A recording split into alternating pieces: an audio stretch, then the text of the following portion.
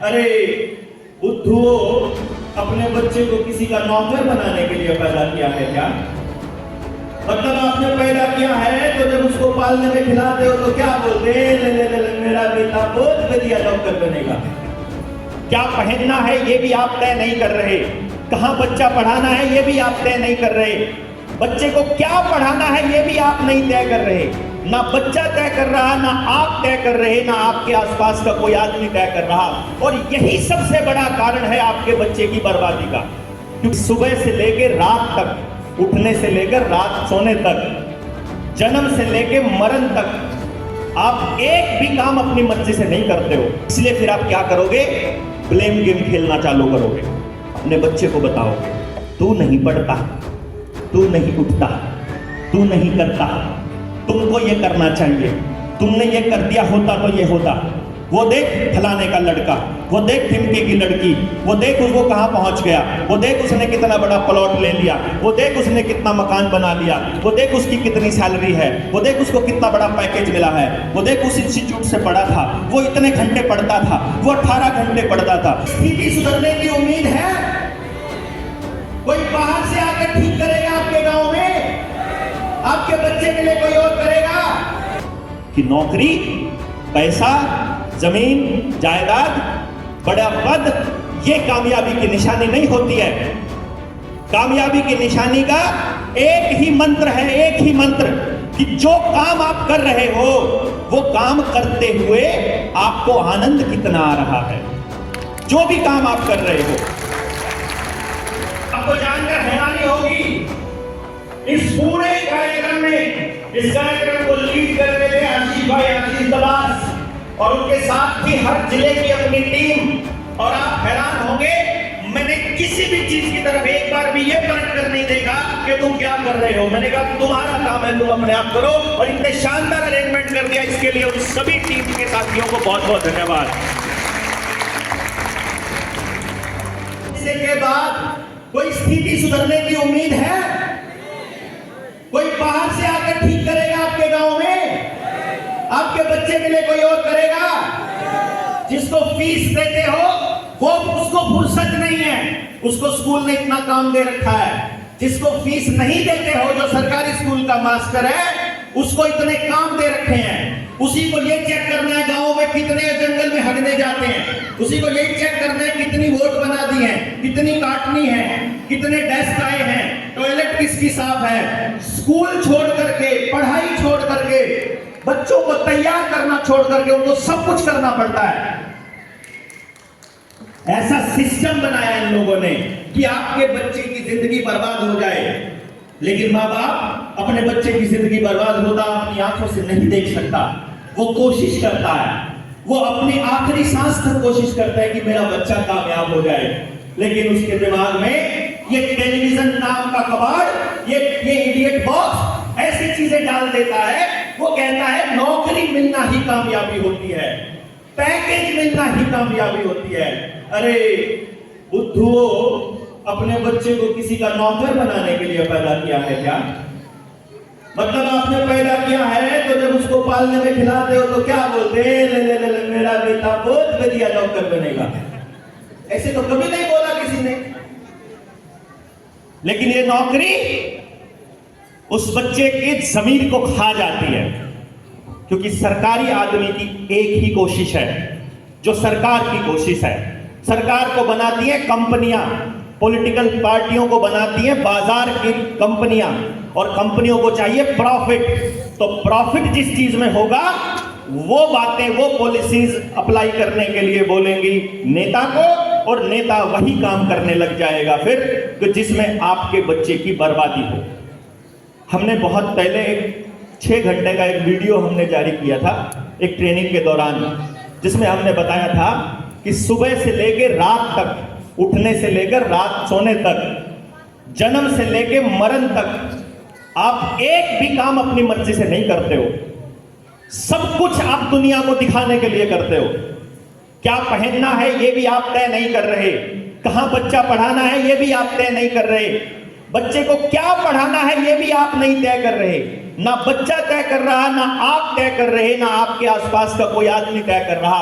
और यही सबसे बड़ा कारण है आपके बच्चे की बर्बादी का, क्योंकि आप करते हो कोशिश में करोगे, कोशिश में आप फेल होगे 100%, ये आपको पता है, पहले से पता है, आपको बताया नहीं गया, किसी ने डिक्लेयर नहीं करेगा कोई, लेकिन यहां दिमाग में, बैक ऑफ द माइंड आपको पहले से पता है कि आपने फेल होना है। इसलिए फिर आप क्या करोगे?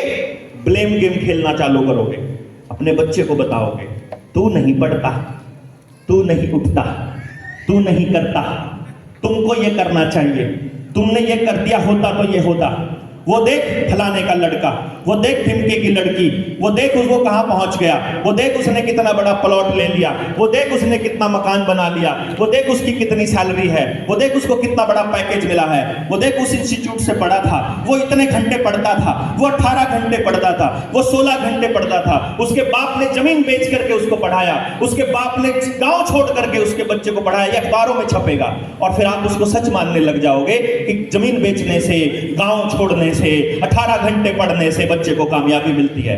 बाद में पता चलता है जिसने 18 घंटे पढ़ के नौकरी प्राप्त की थी, यूपीएससी क्लियर किया था, जिसने इतनी मेहनत करी थी, जो पूरे गांव के लिए एक वो था, प्रेरणा का स्रोत था, जिसकी अखबारों में इंटरव्यू छपे थे, जिसके बड़ी बड़ी मैगजीन्स के अंदर इंटरव्यू छपे थे, एक दिन पता चलता है उसका तो परिवार में तलाक हो गया है, उसने तो सुसाइड कर लिया है, वो तो डिप्रेशन में है, वो तो टेंशन में है। ये सुनने को मिलता है बाद में। लेकिन जब वो डिप्रेशन में होता है, जब वो सुसाइड करता है तो खबर छोटी छपती है, जब वो जमीन बेच करके ये काम करता है तो खबर बड़ी छपती है। और आपको पूरी कहानी कभी नहीं बताई जाती कि नौकरी, पैसा, जमीन, जायदाद, बड़ा पद, ये कामयाबी की निशानी नहीं होती है।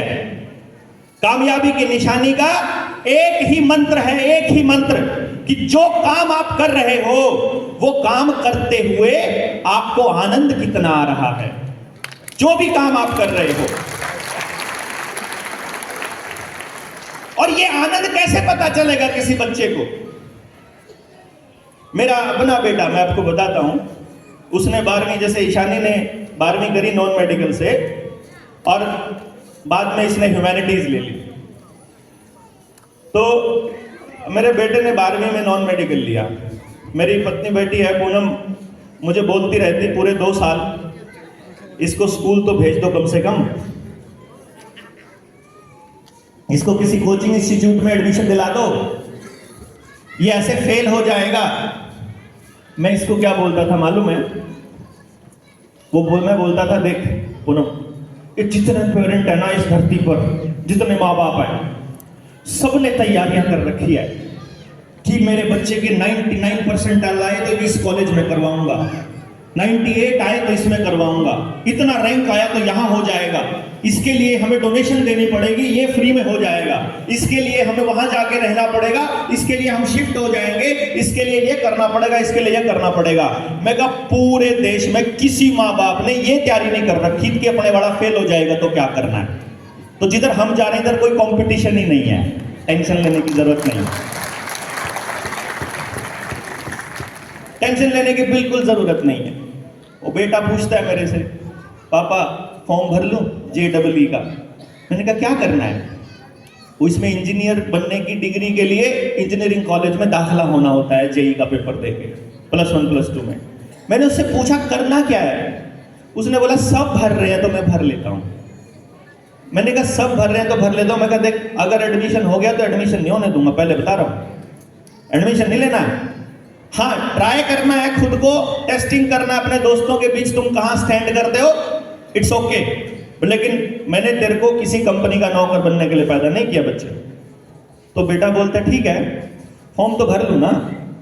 अब वो उसके दोस्त उसको बता रहे होंगे कि पिताजी तो बाद में तो जब हो ही जाता है तो देख ही जाएगी, फिर तो कर ही लेते हैं। हमने उसे एक दिन स्कूल नहीं भेजा, कोई कोचिंग इंस्टीट्यूट हमने फिजिक्स केमिस्ट्री पढ़ाने के लिए उसको कहीं नहीं लगाया। और आपको पता चले कि हमारा बेटा वो JEE का पेपर 93 परसेंटाइल से पास कर गया।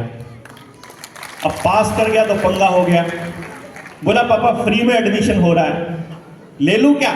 मैं कहा ना, पहले ही बोला था तो मुझे क्या करना है? मैंने कहा तुम्हें मौज करनी है। मैंने उसे एक ही बात बोली, तुझे मौज करनी है। मैं बचपन से उसको यही बोलता आया, तुझे मौज करनी है। बोला मौज क्या होती है? मौज का अलग अलग मतलब ले लेते हैं। मैं कहा मौज का मतलब है कि आदमी को जब कुछ भी नहीं चाहिए किसी चीज से, उसको मौज कहते हैं।